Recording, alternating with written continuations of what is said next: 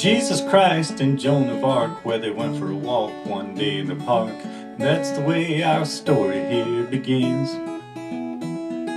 Some people thought their hair was all wrong, thought hers was too short, his was way too long. They weren't a couple, now you know they were just friends.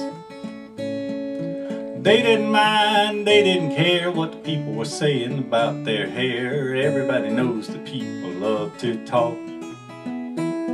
Well, they just kept walking, they went their own way. The sky was blue, it was a pretty day. It was a real pretty day for a walk. But it was mighty strange, to say the least, to see that woman warrior and the Prince of Peace talking to God and feeding the geese on the path down near the pier. They talked of virtues and they talked of vices and all the little sacrifices that you sometimes have to make for your career. Well, I can't tell you where they went from there, 'cause I ain't a person that likes to stare. So I turned my head and looked the other way. And when I looked back, well, they both were gone. So I guess they just kept moving on along, together or separately, I cannot say.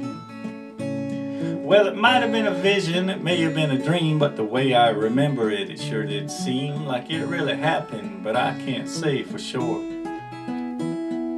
That's the way the story ends, and that's all I can tell you, friends. I wish that I could tell you something more, 'cause there ought to be a moral to this story, something about grace or the power and the glory, but I'm not exactly sure what that would be.